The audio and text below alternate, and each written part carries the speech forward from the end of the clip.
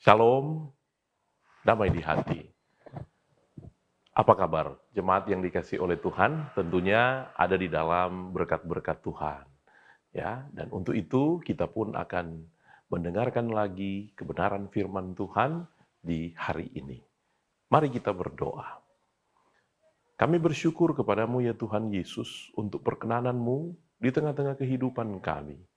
Di hari yang baru, Engkau anugerahkan untuk kami tapaki, untuk kami berkarya, tapi juga di dalamnya untuk kami menerima pemberkatan dari Tuhan lewat kebenaran firman yang kami percaya akan menuntun kami, memelihara kami, mengarahkan kami, sehingga kami boleh menjadi pribadi-pribadi yang luar biasa karena ada firman yang memampukan kami.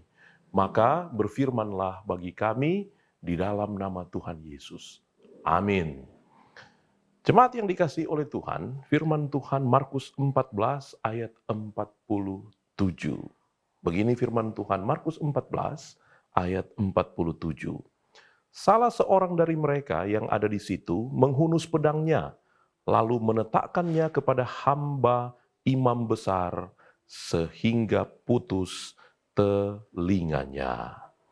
Jemaat yang dikasihi oleh Tuhan, kita tahu ayat ini adalah kelanjutan dari bacaan yang lalu tentang bagaimana Yudas dia memberi tanda bahwa Yesuslah yang akan ditangkap dengan ciuman. Maka mari kita bandingkan antara ciuman dan pedang.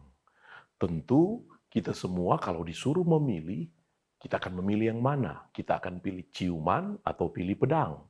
Maka sepakat kita semua akan memilih mengenai ciuman. Karena kita tahu arti dari ciuman itu.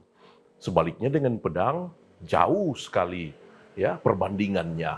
Tapi tentu ketika kita membaca bacaan ini, kita akan langsung mendapati dua makna yang sangat-sangat bertolak belakang. Ciuman yang adalah gambaran cinta ternyata yang diberikan oleh Yudas itu berupa pengkhianatan. Tapi justru pedang yang dihunuskan oleh Petrus, ya, yang kita ketahui dicatat dalam Injil-Injil yang lain, Petrus yang menghunuskannya dan meletakkannya di telinga dari hamba imam besar. Pedang itu adalah tanda cinta daripada Petrus. Tetapi jemaat yang dikasihi oleh Tuhan, walaupun itu adalah tanda cinta, tapi bagi Tuhan itu tidak berkenan. Karena cinta daripada Petrus, tapi tidak diwujudkan dengan yang semestinya menurut kehendak Tuhan. Dan tentu bagi kita sebagai orang percaya, tentu kita tidak akan mungkin berkata kepada Tuhan mencintainya, tapi tidak mengikuti kehendaknya. Sebab ada saja orang yang berkata, saya mencintai Tuhan. Tuhan kenal hati saya, Tuhan kenal kebaikan saya, hanya antara saya dan Tuhan. Entah apa yang mau dikatakan orang lain, ya.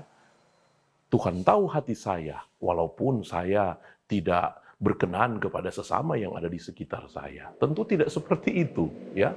Bagaimana kita mencintai Tuhan, maka itu harus diwujudkan dengan cara hidup kita yang berkenan kepadanya. Maka sepatutnya kita seperti apa yang Tuhan ingini dan berdampak dalam perilaku kita. Tapi dari bacaan ini, kalau kita melihat dalam kitab Lukas, bacaan yang sama, di kitab Lukas menjelaskan bagaimana ketika terjadi bagaimana Petrus menetapkan pedangnya di telinga daripada seorang yang bernama Malkus yang dicatat bahwa sebelum peristiwa itu terjadi sebenarnya murid-murid sudah bertanya kepada Tuhan Yesus. Pertanyaannya mereka begini dalam Lukas 22 ayat 49. Tuhan, mestikah kami menyerang mereka dengan pedang? Tapi sebelum Yesus menjawab pertanyaan dari murid-murid yang lain, Petrus langsung menyerang telinga daripada hamba imam besar itu. Belum juga dia menunggu apa yang mau dikatakan Yesus dari pertanyaan murid-murid yang lain, dia sudah langsung bertindak. Di sinilah letak kegagalan Petrus. Artinya dia tidak sabar. ya, tapi juga dia tidak menunggu apa kata firman, apa kata Tuhan untuk dia kerjakan. Bukankah seperti itu kadang dalam hidup kita?